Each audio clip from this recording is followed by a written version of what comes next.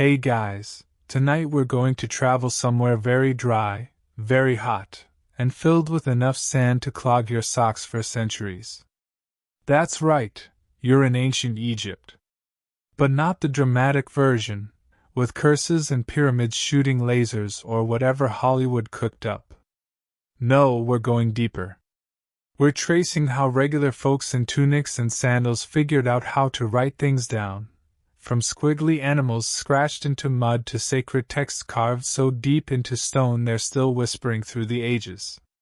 Picture this: a long, slow river slicing through a desert so wide it feels like the sky gave up on it.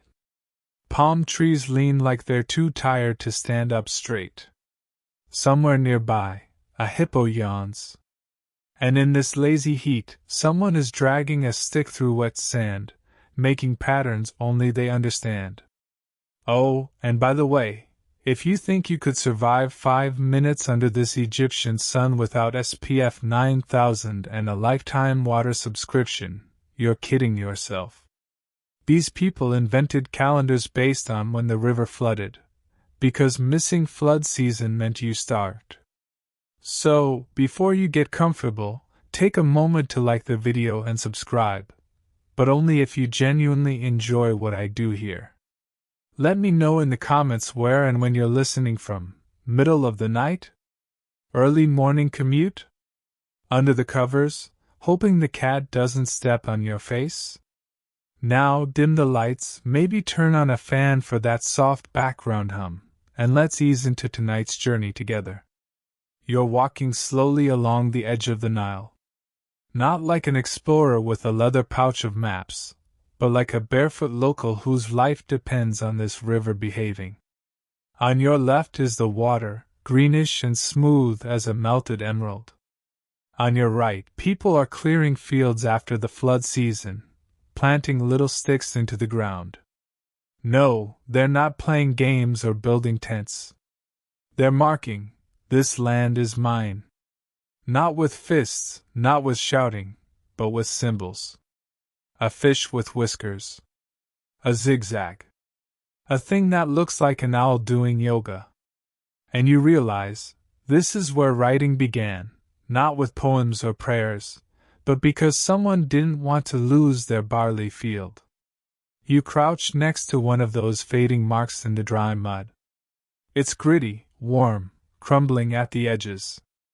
And you wonder, was someone, thousands of years ago, hunched over this very spot, scratching their head, wondering how to draw a cow's tail just right? They didn't call it writing. They called it remembering. When did the Nile rise? Whose ox died? How many jars of grain are left? In a farming world, forgetting meant disaster. You keep walking. The breeze carries in the scent of riverweed, and something fishy that's definitely not a fresh catch. A stork lifts off nearby, and its feet leave little V-shaped prints in the sand. You glance at a clay shard on the ground. The marks on it look familiar. Like those footprints. Could it be that writing started as copies of things seen? Birds, fish, tools? No one knows for sure. Historians still debate whether the first hieroglyphs were nature-inspired doodles or just very determined guessing. You spot a child, maybe 6 years old, scratching in the dirt with a stick. A fish, a bird, 3 dots. Their father steps over, nods, and adds a shape of his own. No talking. No correcting. Just mutual understanding, this means that.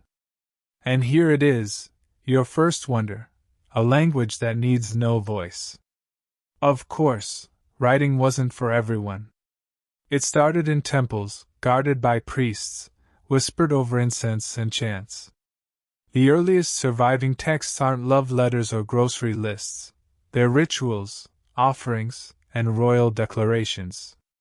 You pass a tall, cracked stone slab, half buried in sand. An old farmer nearby says it's a land marker for King Djoser. The text is deeply carved, line after line. And frankly, about half of it is just repeating the king's 42 royal titles. Which, honestly, makes sense. If you spend half your life building a pyramid the size of a football stadium just to die in it, you'd want people to remember your name, too. Farther down the path, workers are loading wet clay tablets onto a cart. Not for building, these are being sun-dried and written on. Before paper, Egyptians wrote on anything they could: clay, wood, bones. And for ink? They mashed soot, plants, and fruit juices. Their pens were reeds chewed into brushes, dipped in mush. You try writing a line. It smears, wobbles, and looks like a snake ran through it. It's harder than it looks. And that's why only the trained could do it. These weren't just writers. They were scribes, calligraphers of the gods. A gray-bearded man leans toward you and whispers. In the old days, if you misspelled the pharaoh's name, you lost your hand. A bit extreme? Maybe. But hey, if the king's PR goes wrong, who gets blamed? Fun fact: Egyptian writing didn't use vowels. No A, E, I, O, U. You had to guess. One word could mean several things depending on the reader. Imagine trying to read a menu where bien could be bean bun bone bin, or banana bomb. Hungry yet? You hear a distant drumbeat. A temple ritual is starting. Priests in white robes carry wooden tablets with sacred texts written in neat, reverent lines. The crowd bows. No one asks who wrote them or if they're accurate. Writing equals authority. And authority wasn't questioned. The sun is slipping down now. The sky burns gold, then fades to dusty rose. You sit beside a stone carved with looping symbols. You can't read them. But somehow, they feel like they're whispering to you. And maybe, just maybe, this is why writing was born, not just to remember, but to make sure we're not forgotten. You're outside a temple now, huge, silent, and glowing in the last bits of sun like it's made from melted bronze. A row of stone lions watches you pass, their faces all stuck in that same smug expression that says, "You don't belong here." You walk slowly, keeping to the shadows, because tonight you're sneaking into the very heart of where ancient Egyptians first treated writing as something sacred. The priests are inside. You can hear them, soft chanting echoing from chamber to chamber, blending with the low rumble of drums and the occasional clink of a bronze bowl. You press your back to a column, cool and rough, and peek around it. They're not just praying. They're writing. One of them is bent over a slab of dark stone, carving symbols with a tool that looks like a tiny chisel. It's hypnotic. Tap, tap, stroke. Pause. Tap, tap. Like music you can't hear but can almost feel. Another priest holds a torch, its flame flickering, casting shadows over the glyphs as they appear. Here, writing isn't for record keeping. It's magic. Every symbol means something, and that something has power. The gods, they believed, didn't just speak. They wrote. And the first to teach humans this sacred skill? A bird-headed deity named Thoth. Yep, half man, half ibis, all nerd. He didn't just invent writing, he invented everything smart. Math. Time. Medicine. Even the calendar. Basically, if ancient Egypt had a laptop, Thoth would be the one who designed the keyboard layout and insisted it be confusing. You quietly creep closer, until you're close enough to see what they're carving, a list of offerings. Incense, honey, cattle. But every word is written with more care than you'd give your wedding vows. Because here's the catch, writing something made it real. If you wrote 10 jars of wine, the gods got 10 jars, even if there were only 4 on the table. Handy, right? But not everyone was thrilled with this new invention. There's an old tale, kind of like a bedtime story for priests, where Thoth excitedly presents writing to the king of the gods, Ra. Look! Now people can record everything! Their memory will live forever! And Ra just stares at him.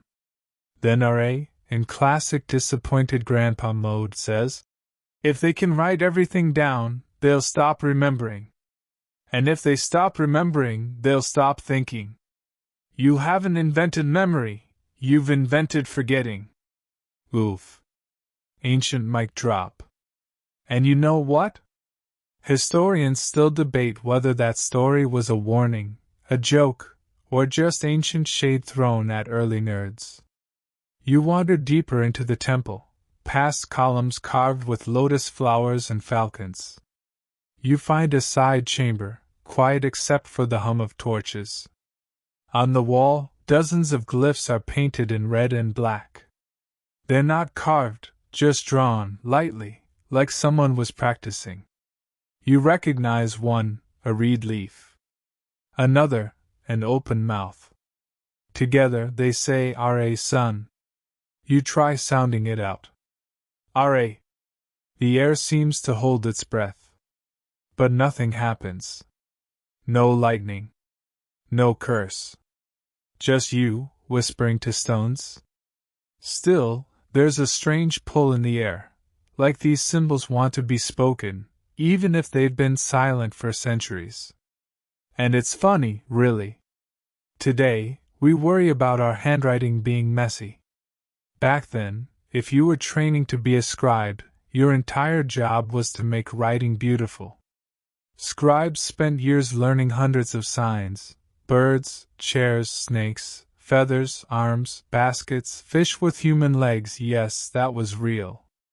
And not only did they have to memorize them, they had to draw each one with perfect form. One sloppy goose? Start over. They even had stroke order, like calligraphy today. There was a right way to draw a scarab, and a wrong way. And if you messed up, the gods might read it wrong. You don't want divine confusion. Imagine trying to write peace and ending up with pestilence. As you're standing there, a cool breeze sneaks in from one of the open slats in the ceiling. It smells like smoke and myrrh. You sit on the floor, pressing your back to the stone. You run your fingers over a carved glyph, shallow, neat, and still sharp. It's lasted longer than kingdoms, longer than languages. You try to imagine it, a world where writing was rare, slow, and holy. No keyboards. No typos. Just silence, stone, and the steady hand of someone who believed every word could outlive death. That belief shaped Egypt. Writing wasn't something you did casually. It was something you earned. A scribe wasn't just a clerk, they were historian, lawyer, poet, and priest rolled into one. They knew which offerings pleased which gods, which spell kept which spirit at bay, and which king wanted to be remembered as the mighty lion who shattered his enemies like clay jars. Catchy, right? And because writing was so revered, it was kept secret. Commoners didn't learn it. You didn't teach your neighbor how to draw the sign for eternity over breakfast. Writing was power. And power, as always, doesn't get handed out like figs at a feast. Still, some scribes were rebels. There are hidden notes scratched into the corners of temple walls. Jokes. Complaints. One scribe once wrote, "This work is long and boring. My hand is tired." Relatable. Others played with the symbols, mixing serious spells with silly drawings. A lion dancing. A baboon with a lute. Maybe they figured, if the gods could read it all, they'd appreciate a laugh. The torches are burning lower now. Shadows stretch across the glyphs, making them seem like they're crawling slowly along the walls. You feel a strange peace, like the temple itself is breathing, slow and steady. Somewhere, a priest murmurs the final line of a ritual. You can't hear the words, but you know, because of writing, it's the same line whispered 5,000 years ago. Not a sound in the dark, but a shape preserved. Alive. You rise quietly and step outside. The night has settled like a soft blanket over the desert. Stars flicker above, ancient as the stones beneath your feet. And as you walk away from the temple, you carry something invisible with you, a word, a whisper, a sign. The memory of how it all began. You're crouching beside a riverbank again, but this time the water's long gone. The ground is cracked and dusty, but you can still see the memory of moisture in the earth. Somewhere nearby, a herd of goats bleats at nothing, and a child giggles as they drag a stick through the mud. What they're doing looks like a game, and it is. But it's also a glimpse into the birth of writing. You watch the child make a simple spiral, then stab 3 dots around it. It looks like a snail trying to summon backup. Their older brother walks over and adds a triangle with a line through it. Without a word, they both nod. You have no idea what it means, but they clearly do. And here's the quiet genius of it. Writing didn't start in temples or libraries. It started on the ground. With fingers and sticks and mud. It started with kids. That's one theory anyway. Historians still argue over who really invented writing. Priests? Farmers? Royal accountants? But one thing's clear. Long before anyone chiseled epic poems into limestone, people were using dirt and doodles to make ideas visible. And for the Egyptians, those doodles slowly transformed into order. First, pictures of things, an owl, a boat, a loaf of bread. Then, combinations of pictures to suggest ideas. Like an owl plus a heart might mean sadness, or wisdom, or maybe just stop feeding the owl bread. Eventually, things got more abstract. The pictures shrank. Lines straightened. Meaning layered. What started as a bird became a sound. What once was a fish became part of a name. Writing grew legs. Sometimes literal ones. There is, unfortunately, a hieroglyph that is basically just a leg. And you, still crouched there by the dried-up bank, can almost feel it happening beneath your fingertips. Like the ground itself is remembering.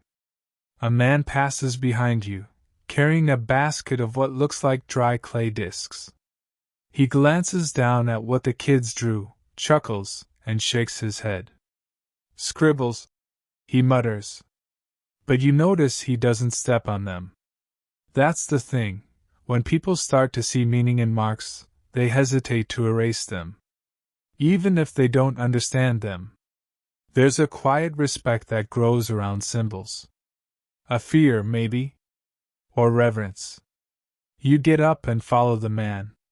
He takes you into a narrow courtyard, shaded by frayed palm fronds. There, a group of workers are pressing reeds into wet clay tablets. Not writing yet, just shaping, smoothing, drying. These are the notebooks of the ancient world. Small, breakable, and wildly inconvenient during flood season. Still, it's better than carving into stone. One misstroke in granite? Start over. At least clay lets you make mistakes, and learn from them. You can almost hear some early Egyptian schoolteacher saying, No, the duck faces left. That was a snake, not a feather. Try again. And yes, there were schools. Not for everyone, of course. Usually for sons of the elite, or apprentices selected by temple scribes. You didn't choose to learn writing. Writing chose you. Like the ancient version of Hogwarts, but instead of spells, you learn the proper way to draw a vulture without offending the gods. In these scribe schools, students practiced endlessly. There's evidence, literally hundreds of clay shards, of kids copying the same glyphs over and over. The boy is obedient. The boy is respectful. The boy does not talk back. Real subtle, right? Sometimes they slipped. A tablet might say, "The boy is respectful," followed by, "except when he is very tired." Little rebels. You peek into a side room where a teacher is lecturing, his voice slow and patient, like a lullaby with too many vowels. On the wall is a chart, rows and rows of symbols, birds, boats, snakes, more birds. So many birds. It's like writing in ancient Egypt was invented by someone who really loved birdwatching. And there's a reason for that. The Nile Valley was alive with animals. Ibis, hawks, beetles, cats. People didn't just see animals. They saw meaning in them. A scarab beetle wasn't just an annoying bug. It rolled dung across the ground like the sun rolled across the sky. So naturally, it came to symbolize the sun, rebirth, and sometimes, divine poop. Hey, it's symbolic. These were visual metaphors, long before emojis were cool. Want to say someone is sneaky? Draw a cobra. Wise. Owl. Powerful? Lion. Cranky but adorable? Probably the hippopotamus. But here's the twist. Many of these early symbols weren't about sounds yet. They were whole ideas. The sun symbol didn't mean RA at first, it meant sun. Over time, people began to break those ideas down into phonetic chunks. Symbols for sounds. That's when writing stopped being just pictographs and became a system. And with a system comes rules. You walk out of the school, head spinning with imaginary bird feet and fish tails, and nearly bump into a young man balancing a tray of ink pots. He apologizes quickly. He's a junior scribe, pale hands stained with black, red, and blue. His tunic is marked with faded lines where he's wiped his brush too many times. He shows you his latest work. A short prayer, written in neat, confident strokes on a scrap of papyrus. You recognize one glyph from earlier, the owl. It looks friendlier in ink. He says, quietly, that each prayer has to be perfect. Not just in meaning, but in shape. Because the gods don't read like people do. They see the truth in the curve of a symbol. If you rush, he says, they know. You hand it back carefully. It's light as air, but feels heavy somehow. Like it's carrying not just ink, but expectation. As you leave, the sun has started to dip behind the hills. The kids are gone, the mud drawings dry and cracked. But they're still there. Faint, but stubborn. Just like the first scribes. And you wonder, did they know what they were starting? Did they imagine a future where their marks would survive sandstorms, invasions, and centuries of silence? Or were they just trying to remember which jar held the lentils? Maybe both. Maybe all great writing starts with the same thing, someone, somewhere, wanting to say, "This matters. Don't forget." You've followed the scribes out of the clay pits and into a sun-drenched courtyard where sheets of something thin and pale yellow flutter gently in the breeze. At first, you think it's laundry. Then one of the sheets snaps loose and lands on your face, and you realize, with some disappointment, that ancient paper smells exactly like a mixture of wet grass and goat. Papyrus. It's crinkly, delicate, and kind of crunchy around the edges. Honestly, it feels like the love child of parchment and a stale tortilla chip. But this was the big leap. This is when writing in Egypt went from scratching rocks like cavemen to, hey, I can roll this up and carry it to Grandma. You sit on a stool near the edge of the workshop and watch.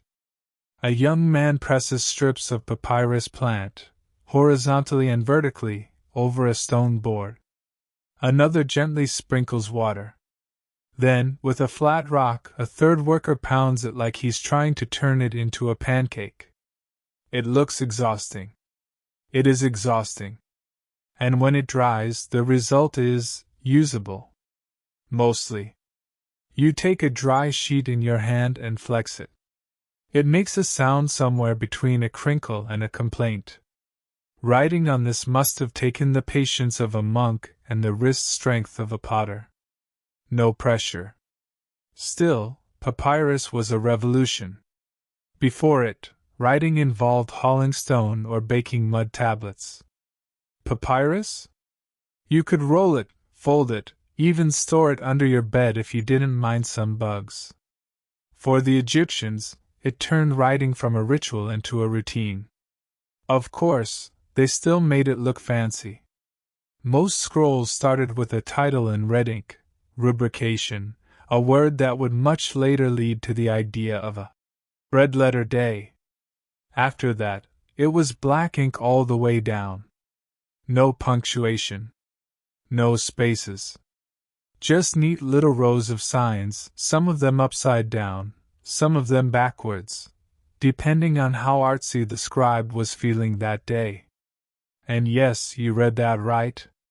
Egyptian writing could go left to right to left, or even top to bottom. How do you know which way to read it? Simple, follow the birds. The animals in the script always face the beginning of the line. So if that duck is staring left, you'd better start reading left. If he's looking right, flip it. If he's upside down, well, good luck. You walk past a low table where a young scribe is trying to copy a letter from his master. His tongue is poking out of the corner of his mouth in concentration. You peek over his shoulder, and you realize what he's writing is not a religious text or a royal decree. It's a complaint letter. Dear Supervisor, the grain shipment you sent was full of weevils.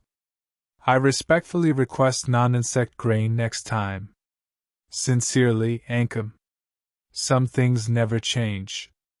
That's what surprises you about all this, how ordinary writing quickly became. Sure, it started as divine speech and priestly magic, but now people are writing about food quality and shipping problems. One preserved papyrus from the 20th dynasty was essentially a passive-aggressive employee evaluation. Scribe did not arrive on time. Scribe dropped ink on scroll. Scribe claimed Jackal ate his assignment. It's weirdly comforting. And yet, writing on papyrus wasn't casual. A single sheet could cost a day's wages. Mistakes were expensive. If you messed up badly enough, you had two options: scrape it off and rewrite, which left ugly scars, or burn the whole thing and start over. Many scribes kept what were called ostraca, broken bits of pottery, to practice on before committing anything to real papyrus. Think of them as ancient post-it notes, except heavier and more likely to cut your finger. As you walk deeper into the workshop, a man invites you to try writing. He hands you a brush, a reed stalk with one end chewed into soft fibers. You dip it into a small ink pot made of carved limestone. The ink is black and smells like old fireplaces and dates. You take a breath. Press the brush to the papyrus. And try to draw an owl. It comes out lumpy. Kind of like a squirrel with wings. The man smiles politely, the way a teacher does when a kindergartner proudly presents a scribble labeled Mommy. Still, you keep going. A snake. A loaf of bread. A feather. It's slow, deliberate work. Your wrist starts to ache. You wonder how many thousands of hours scribes spent doing this, and how many of them ever got to write their own thoughts, instead of just copying orders and blessings. You notice, tucked in a corner, a half-burned scroll. Just a few lines remain, but one phrase sticks out. He who writes is immortal in speech. And for a moment you feel it, the weight of being remembered. Because writing wasn't just practical. It was personal. Papyrus let people tell their stories. Not just kings, not just gods. Regular people. And some of those words survived thousands of years. Longer than cities, longer than empires. Of course, some scrolls weren't meant to last. Some were temporary, like tax records or short-term decrees. Others were designed to be buried. Funerary texts. Spell books.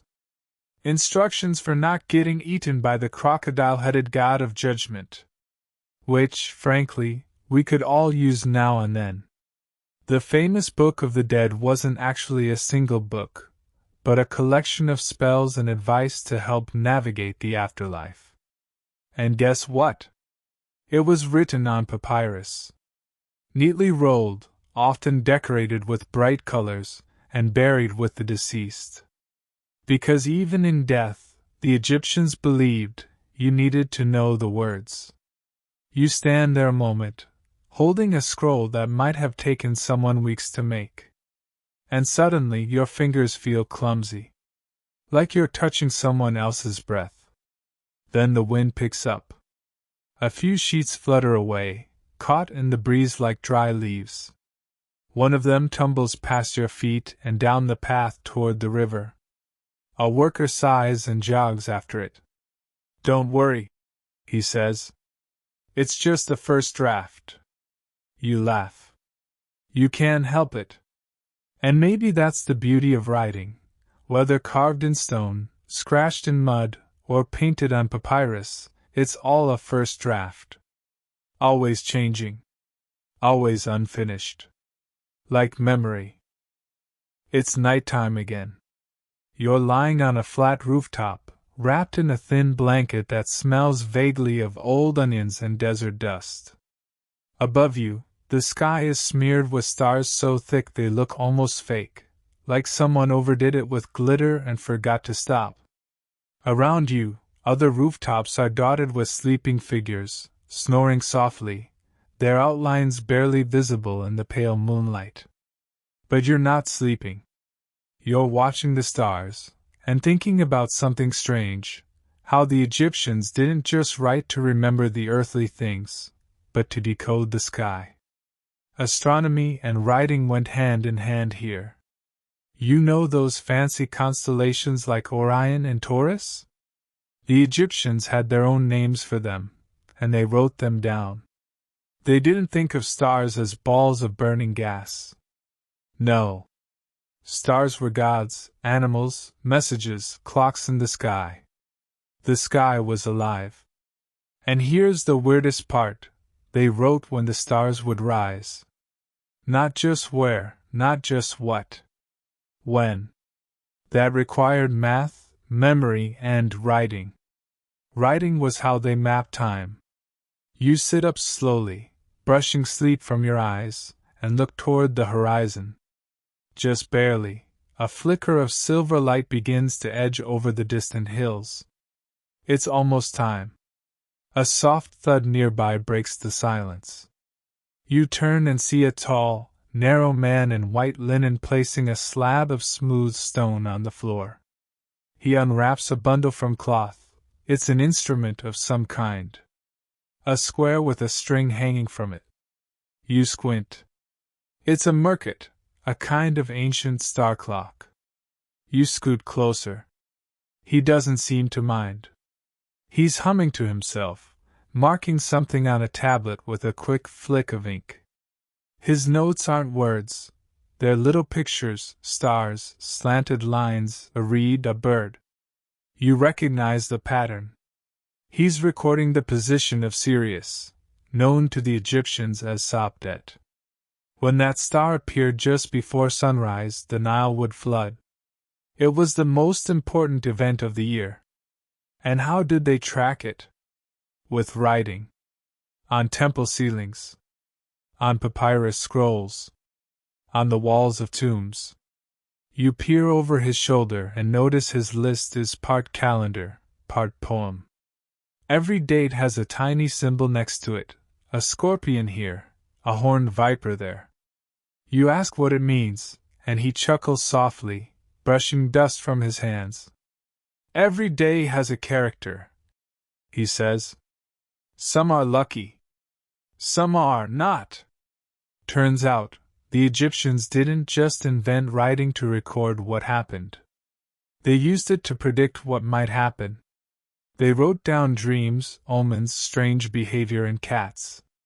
And over time, those scribbles turned into a whole system: star charts, calendars, horoscopes. If you ever had a weird dream about losing your sandals in a market and being chased by a hippo, someone probably wrote it down 3,000 years ago and said, "Yep. Bad omen. Stay indoors." You walk with him as he packs up. He hands you a chip tablet covered in tiny marks. "This is for tomorrow," he says. "It's a good day. Nothing sharp. No lawsuits. Don't anger about it." Fair enough. You tuck it into your belt and keep walking.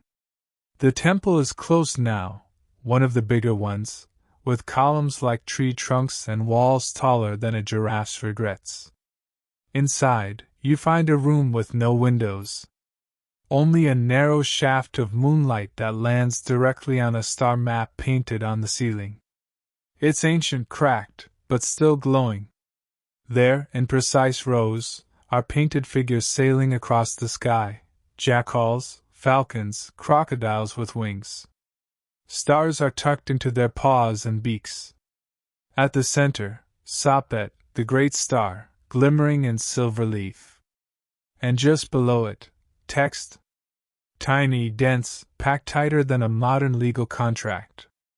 A chart of lucky and unlucky days based on celestial movement. You run your fingers along the glyphs. They're smooth and sharp at the same time, like the sky itself pressed its thumb into the stone. One line catches your eye. "If the stars are silent, do not speak." What does that mean? A warning? A ritual? A very poetic way to say, don't gossip during a lunar eclipse. No one really knows.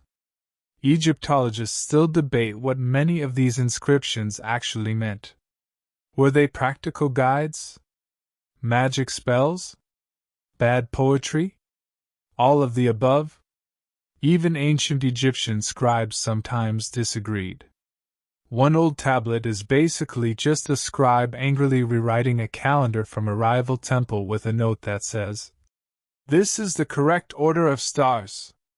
Those at Heliopolis are fools." Eternal burn. Still, star charts were taken seriously. Because time wasn't just for scheduling harvests. It was divine. The heavens were a sacred machine, and writing was how you read it. You lie back on the cold stone floor beneath that painted sky and try to imagine how they saw the universe, not as chaos, but as a carefully written scroll. Every night, the stars rose in the same pattern. Every morning, the sun sailed across the heavens like Ra in his solar boat. And if you wrote it all down, correctly, it meant the world would keep spinning. And if you didn't? Well, that's why you always had a backup scribe. Your eyes start to close. The ceiling fades into a blur. You hear footsteps and quiet chanting somewhere down the corridor. A priest passing through. The stars keep glowing. The ink keeps drying. And for a moment, it's all still. The stars. The writing. The breathe between night and dawn. You wake up to the sounds of someone sweeping. A soft swish, swish, rhythmically brushing away dust from stone floors that were already pretty dusty to begin with. The air smells like sun-warmed limestone, smoke from last night's incense, and just a faint trace of roasted onions. You're inside a different temple now, bigger, older, and quieter. A guide leads you deeper into the hallway. He doesn't talk much, just nods at certain carvings on the wall as you pass them. You notice something strange about these hieroglyphs. They're everywhere. On the columns. On the floor. Even on the ceiling, if you bother to look up. This place isn't just written on. It is writing. You run your hand along the smooth wall. There's a row of symbols that's just at shoulder height. A falcon, a throne, a wavy line, an arm. You don't know exactly what it means, but you can feel the weight of it. Someone carved this, carefully, intentionally, 3,000 years ago. You're reading their voice. Sort of. Like trying to lip read across centuries. Here's what you start to notice. Egyptian writing wasn't just functional. It was everywhere. Decoration, yes, but also protection. Every glyph had power. And in some temples there were rules. A symbol wasn't just a symbol. It had to face a certain way, be a certain size, even include the right number of feathers on a bird's wing. Imagine trying to write a sentence knowing the gods might get personally offended by your sloppy handwriting. You pause near a door frame that's covered in glyphs. A priest explains it's a boundary spell. Every visitor who passes through reads it with their eyes, even if they don't understand it, and that alone is enough to activate its magic. You mean just seeing it works? You ask. He nods. Writing is watching. Chills. You step into a smaller chamber, dimly lit, with cracked walls and no roof. The walls are covered in what looks like a comic strip, row after row of carved panels. In one, a pharaoh presents offerings to a crocodile-headed god.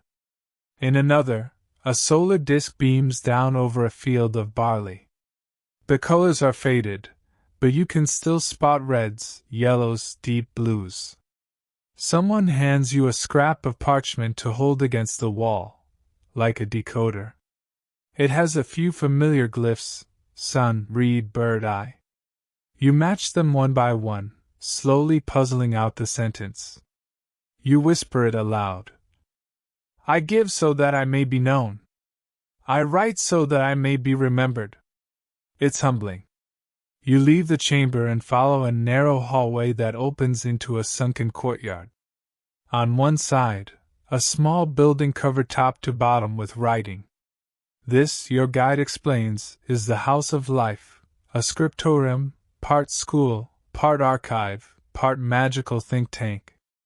The kind of place where scribes did more than copy texts. They preserved Egypt itself. Inside, the walls are lined with cubbyholes stuffed with scrolls. Piles of them. Some so old they look like they'll dissolve in a strong breeze. Others freshly copied, still smelling like crushed berries and resin ink. And here's the twist, not all the scrolls are sacred. Some are weirdly practical. You find scrolls on how to treat snake bites, how to clean wounds, even how to embalm a body using fragrant oils and warm linen. One scroll is just a detailed list of temple furniture. Another seems to be a catalog of incense smells, with reviews like, soothing but too smoky. You pluck a smaller scroll from the shelf, it's lighter than expected, and unroll it. It's poetry. You weren't ready for poetry. The lines are smooth, elegant, aching. A woman writes to her lover, comparing his voice to cool water, his breath to lotus petals. Her words rise and fall like river waves. No magic. No kings. Just longing. And just like that, writing becomes human again. You asked the priest if people were allowed to write things just for themselves. Stories, feelings, jokes. He gives you a small smile. Even scribes have hearts. You think about that. About someone hunched over a lamp at night, brushing ink onto papyrus not for the gods, but for themselves. A whisper into time. A message in a bottle tossed across centuries. Of course, not all writing was sweet. You find letters full of jealousy, warning curses, and one particularly spicy scroll from a woman suing her neighbor for defaming her goose. Apparently, the goose was sacred. Allegedly. But that's the point, isn't it? Writing became a mirror. It reflected power, prayer, love, spite, boredom. Every stroke of the brush said, I was here. I saw this. I felt this. You step outside the house of life, blinking in the sudden sun. The courtyard hums with quiet chatter. A young student is copying a hymn to Hathor, goddess of music and beauty. An older scribe dozes under a palm tree, his fingers still curled around a reed pen. And for a moment, you can almost imagine the entire kingdom breathing in sync. Not because of swords or laws, but because of words. Written. Spoken. Remembered. You lie back in the shade and close your eyes. The stone beneath you is warm. The breeze carries a faint scent of ink and tamarind. A pigeon flutters overhead and lands nearby, staring at you like it knows something. And maybe it does. Because here, in this place, even pigeons might carry prayers. You're in a marketplace now. Not the modern kind with neon lights and canned music playing from unseen speakers, but the kind that smells like sweat, spice, and goats having emotional meltdowns. The air is loud with haggling, laughter, clinking pots, and over it all, the sharp, rhythmic sound of a scribe's brush dancing across papyrus. Because here's something no one tells you about ancient Egypt. Writing wasn't just for priests and pharaohs anymore. It had gone public. You duck under a canvas awning strung between two mud brick stalls and nearly collide with a woman selling pomegranate wine. She waves you off without even looking. Her attention is locked on the man sitting cross-legged beside her, scribbling furiously on a wide sheet of papyrus. He's a scribe, but not in priest robes. Just a dusty tunic and ink-stained fingers. His setup is simple: a low table, a basket of blank papyrus scrolls, and 2 pots of ink, red and black. You watch as he finishes a line, blows on it gently, and passes the scroll to a waiting customer.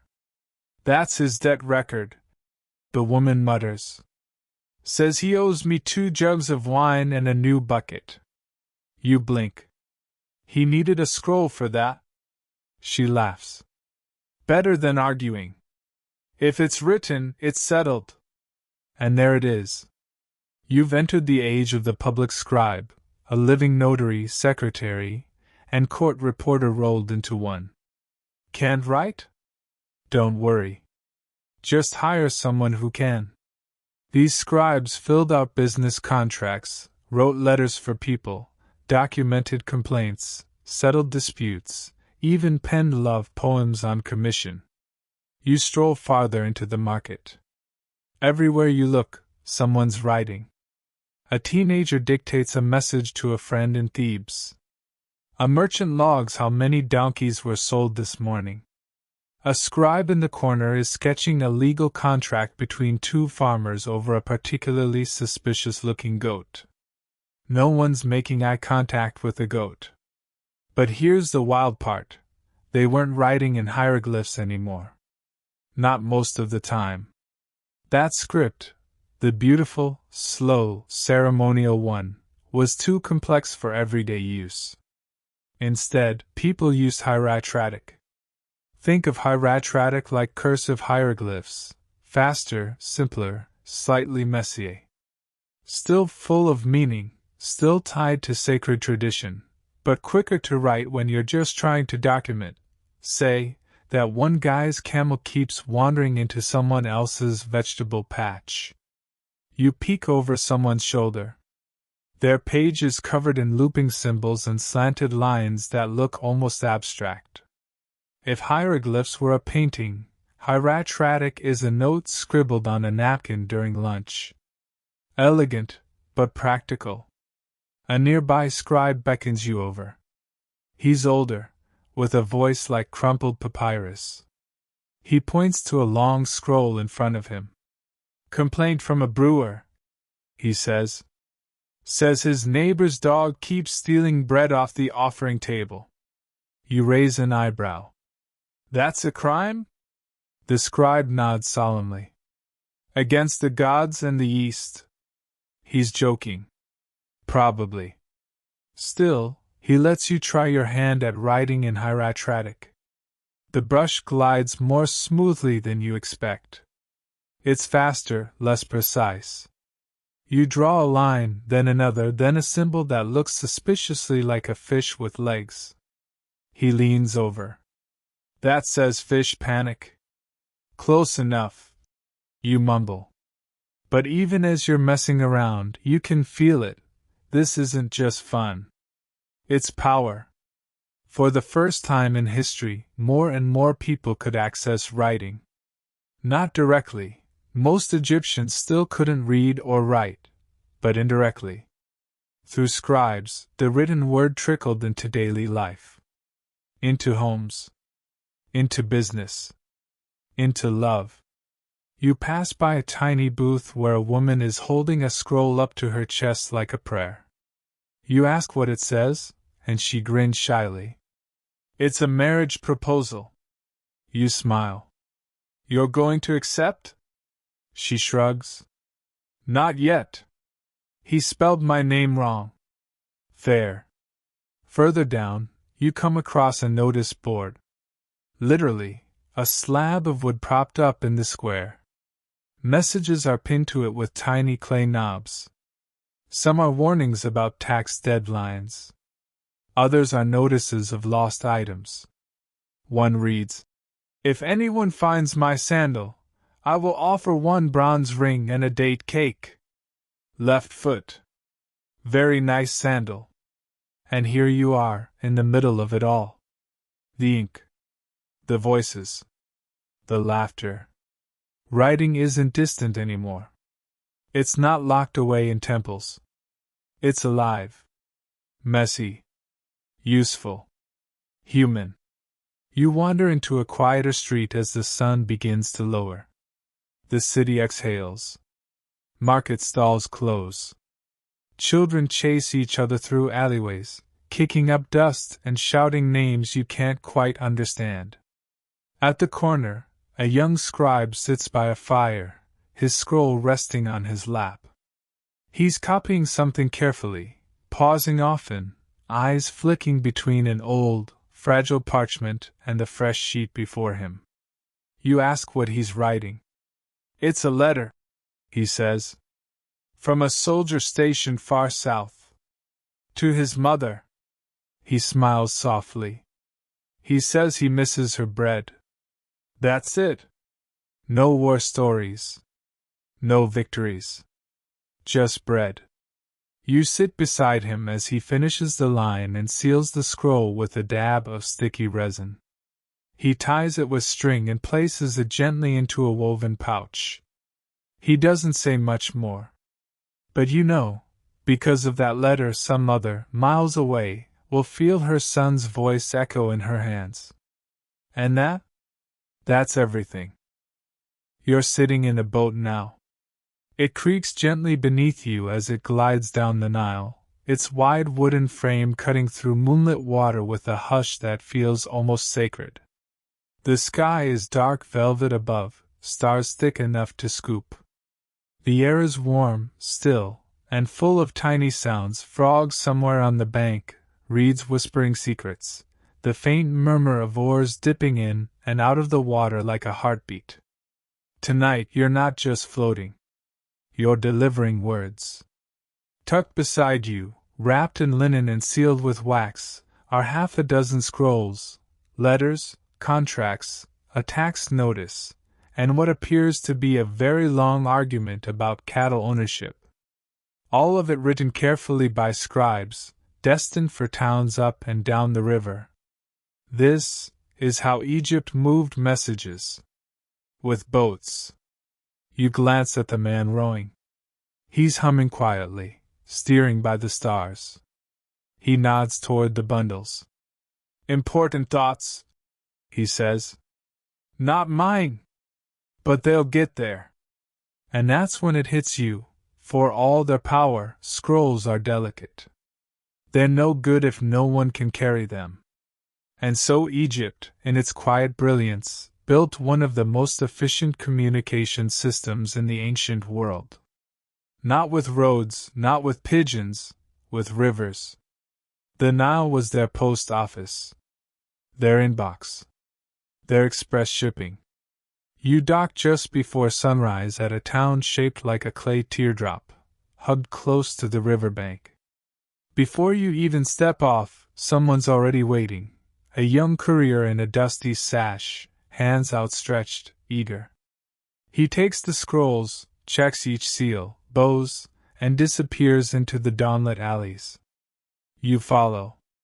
Through narrow streets, past painted doorframes and laundry swaying like sleepy ghosts. You arrive at a small house with a fig tree leaning over its roof. Inside, a woman is bent over a scroll by the window, lips moving silently as she reads. It's not for her. She's reading it to someone. Her husband lies nearby, wrapped in linen, eyes closed. His breath is shallow. She's reading him a letter from his brother, news from the city, old jokes, wishes for health. You catch a smile at the corner of the sick man's mouth. Writing is more than memory. It's presence. Later, you wander to the edge of town, where a group of scribes are gathered under a canvas tent. They're reviewing documents that have traveled farther than you can imagine. Scrolls from Nubia, from the Delta, even from a city they call Babylon. Some are written in Egyptian, others in strange squiggles you don't recognize. Turns out, Egypt didn't just write for itself. It wrote with others. Traders brought letters. Ambassadors carried treaties. Scribes copied foreign words and added them to their own dictionaries. There's even a preserved scroll in a museum somewhere that records a conversation between an Egyptian official and a Canaanite prince. It starts politely enough. Then the prince accuses the Egyptian of sending old gifts and demands more gold. Some things are very consistent across centuries. You pause near a table where a young scribe is sketching a map. But it's not just rivers and hills. It's words. Every village has a name. Every name has a symbol. Some are poetic. Place of sighing wind. Some are blunt. Hill where goats are trouble. But all of them are part of this giant, living scroll that is Egypt itself. You watch as the map grows under the scribe's careful hand. And you realize something: writing wasn't static. It moved. It flowed with the Nile. It passed between hands, between hearts. From king to farmer. From soldier to mother. From the living to the dead. Because yes, some of these scrolls are destined not for people, but for tombs. Back in the city, you find a caravan preparing to leave. Donkeys loaded with baskets. Scribes checking lists. A priest carefully packing a set of scrolls wrapped in silk and bound in reed cases. These are for the tomb of a nobleman, he says. His family commissioned a full set. Hymns, prayers, maps of the afterlife. You raise an eyebrow. Maps? Of course, he says. The dirt is complicated. You wouldn't want to get lost. You imagine a ghost in the afterlife squinting at a scroll, turn left at the field of rushes. Beware the serpent of the west. Offer cake to crocodile-headed gatekeeper. Continue past lake of knives. Useful stuff. But more than that, writing was a companion. A guide. A safeguard. Egyptians believed the afterlife was full of challenges, and words had power to protect, to unlock, to persuade. If you had the right text, you could make it through. Even if your heart wasn't perfect. Even if your sandals were untied. That night you return to the boat. The courier joins you, this time holding a new bundle of scrolls bound for the city. You push off quietly. The water glows silver under the moon. And as the boat drifts downstream, you lie back and think, how strange that thoughts could ride the river. That memory could be packed into a roll of papyrus, handed from one stranger to another, and still arrive intact. Ink and reed. Wind and water. One person thinking something, and another person, days later, reading it like a whisper in the ear. That's not just writing. That's magic. The sun is low now, casting long shadows over a dusty village square.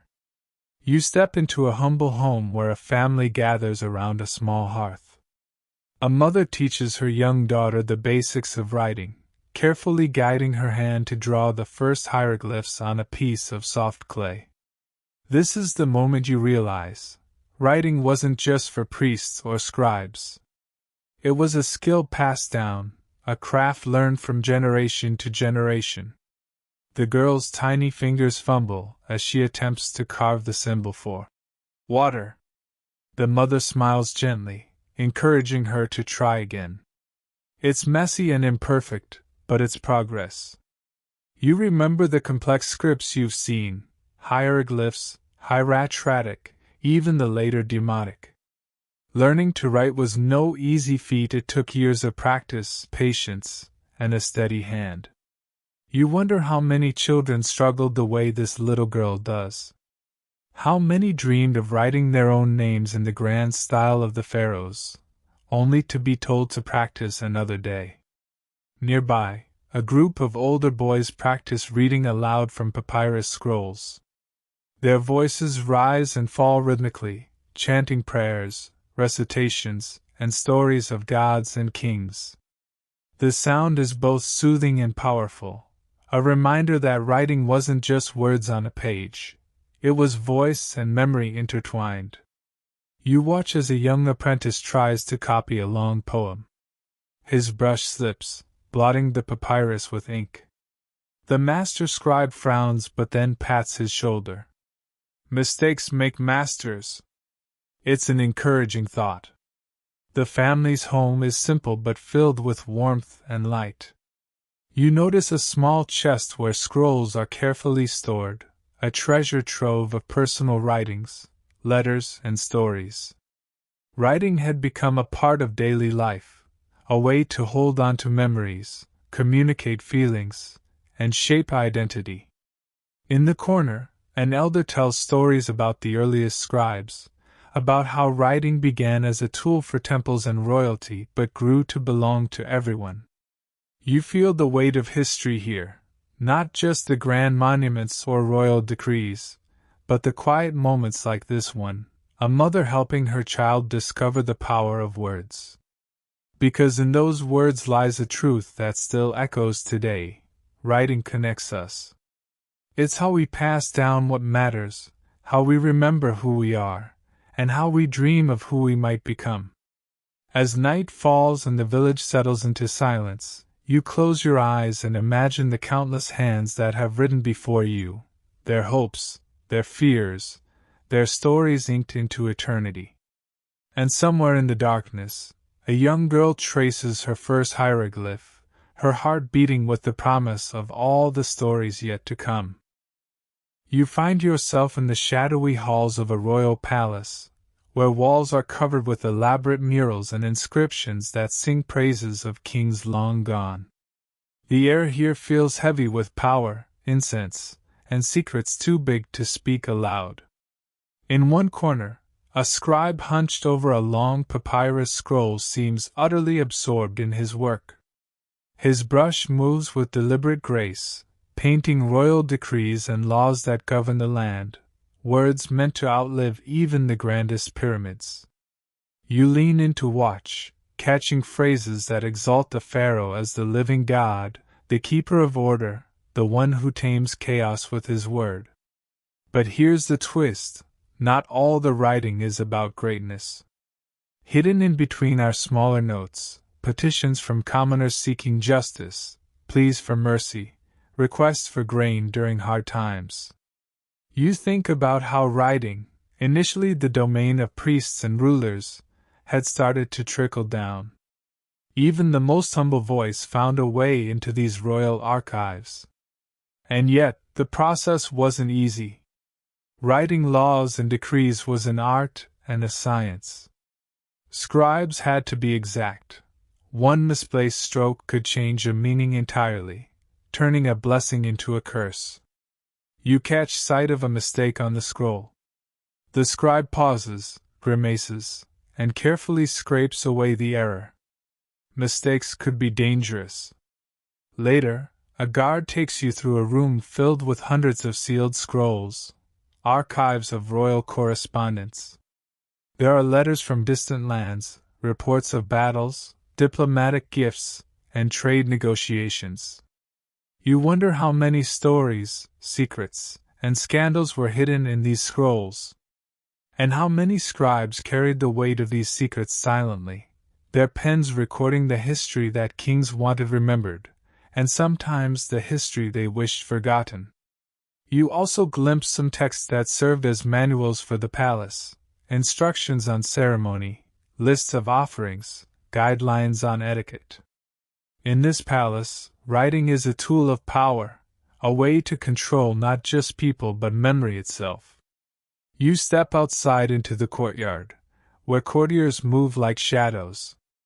The sun sets behind the pyramids, casting a golden glow over the city. You realize writing here is a dance, between truth and propaganda, memory and mythology, order and rebellion. And that's exactly why historians still argue about many royal texts. Were they records or stories? Facts or fables? History or legend? You smile to yourself, knowing the answer is probably all of the above. Because in ancient Egypt, writing was never just about words. It was about who held the pen, and why. The cool night air brushes gently against your skin as you wander through a quiet necropolis, a city of the dead. Rows upon rows of tombs rise like silent sentinels, their entrances marked by carved stones steelly covered in hieroglyphs. You approach one with a faded but intricate inscription.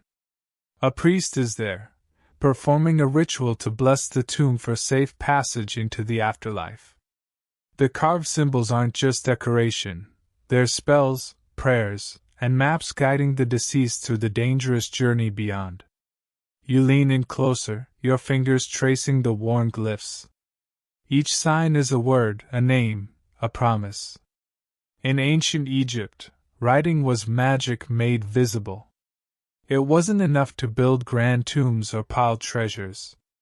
To ensure eternal life, the dead needed words, texts that would protect them from demons, open gates, and call upon gods. You watch the priest recite from a papyrus scroll, the famous Book of the Dead. It's a guidebook for navigating the afterlife, full of spells to unlock secrets and silence threats. You shiver, half from the chill, half from the weight of it. Here's something fascinating. Many of these funerary texts were personalized. Scribes would craft spells unique to the deceased, their names woven carefully into the text to ensure a strong connection. It was a form of immortality, writing that made memory live forever. You spot a curious detail carved beside the main inscription, a little scene showing the deceased being judged by Osiris, god of the dead. A feather balances against a heart on scales. If the heart was lighter than the feather, the soul passed on. If not, well, not so much. But did you know some Egyptians went a step further? They wrote false hearts, amulets inscribed with spells to trick the gods during judgment. Writing as trickery. Writing as survival. The idea that words could bend fate might sound strange now, but for them, writing was fate. You move on, entering a smaller tomb filled with paintings that tell stories of daily life, farmers harvesting, fishermen casting nets, musicians playing harps. These vivid scenes weren't just nostalgia, they were instructions, hopes that the afterlife would be as rich as life. And it's written all over, literally. Not just on walls, but on coffins, statues, and amulets. Everywhere you look, writing clings to the physical world, anchoring the spiritual. As you leave, you glance back at the towering pyramid silhouettes against the moonlit sky. The dead may be silent, but their writing screams across millennia. And the strange thing? Historians still debate how much these texts changed over time. Were they standardized scripts, or living, evolving stories? Did scribes copy faithfully, or add their own flair? The truth is probably tangled in between. You take a deep breath, feeling the cool desert night seep into your bones. Writing here isn't just about telling stories. It's about surviving beyond the edge of time. And for a moment you understand, the Egyptians' greatest legacy isn't their pyramids or treasures. It's the words they left behind, whispering, singing, forever awake. You're walking along a dusty road leading away from the temples and tombs, toward a small village where the rhythm of daily life pulses quietly. The sun hangs high, turning the air warm and golden. Here, the writing changes again. In the village, writing isn't just carved in stone or written on papyrus. It's painted on pots, stamped on bread, and even scratched onto pottery shards called ostraca. Think of them as ancient sticky notes. You pick one up. It's rough, but scrawled across it is a list: supplies for the local festival, wine, dates, incense. Someone jotted it quickly, maybe while waiting for the market to open.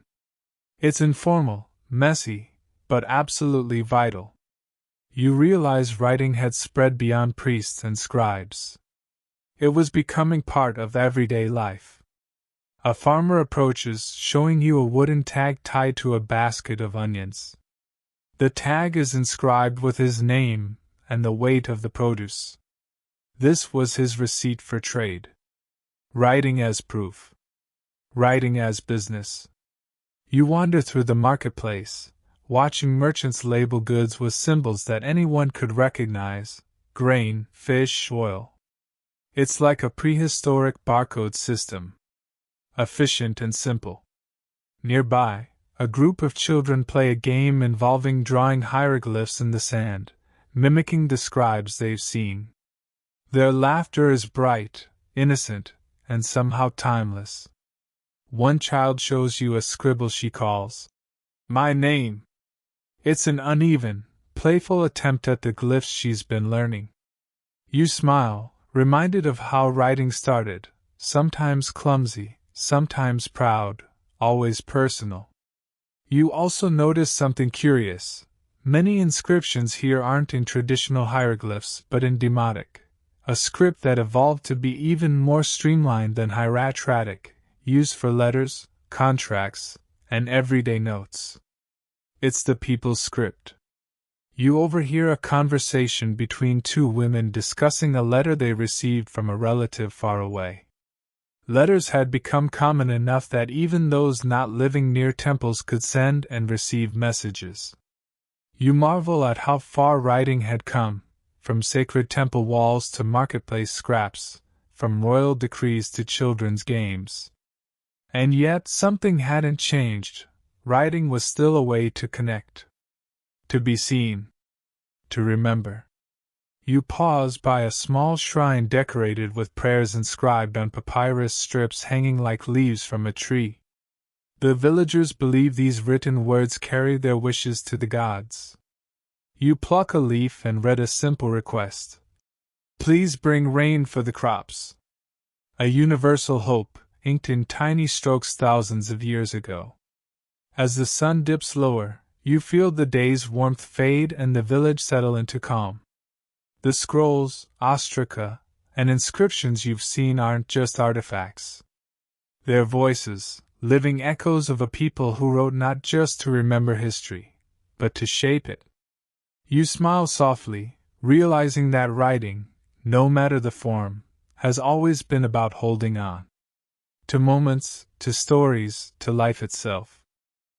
Now you find yourself in a quiet library, a rare, serene place amid the vibrant chaos of the city.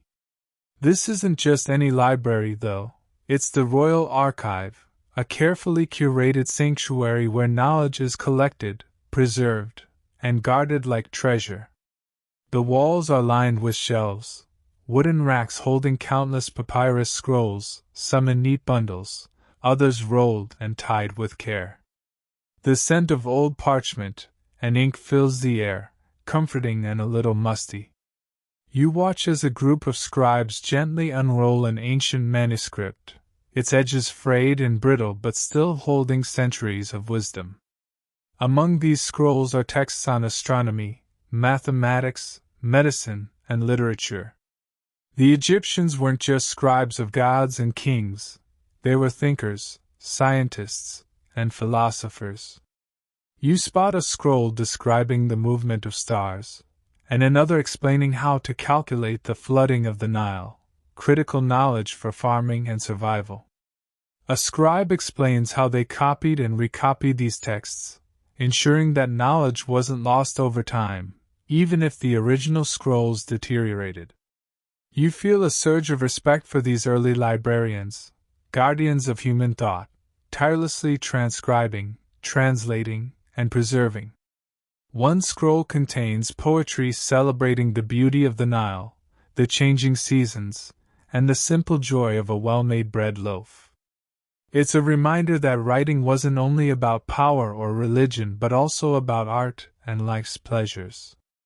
You notice marginal notes added by later scribes, comments, corrections, even doodles, showing that knowledge is a living thing, passed on and reshaped.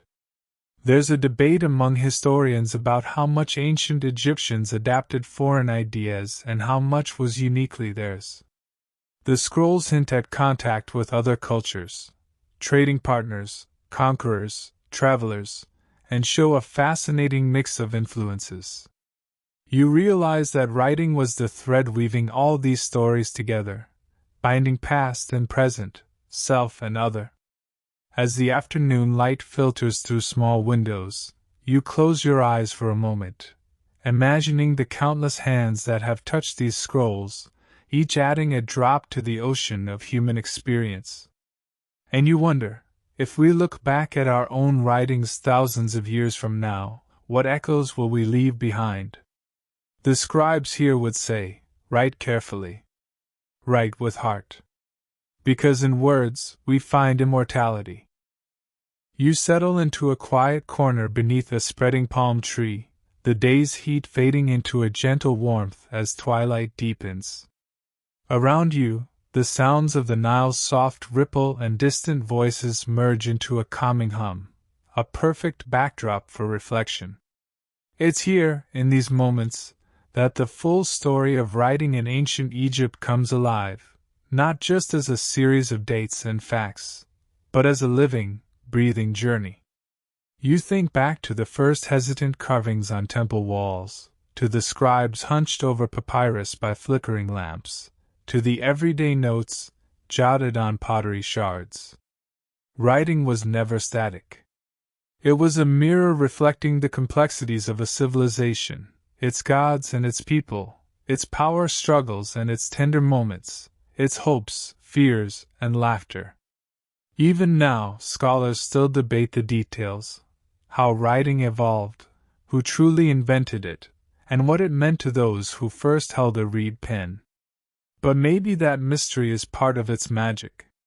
You feel a softness settle over you, like a gentle blanket woven from stories whispered across centuries. The ancient Egyptians taught us that writing is more than symbols, it's connection, memory, and life itself.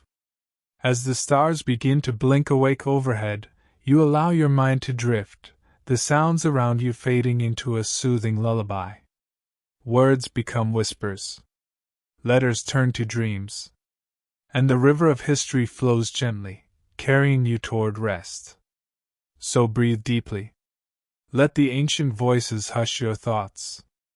Know that, like those first scribes, you too are part of an endless story. And now, it's time to close your eyes and drift away.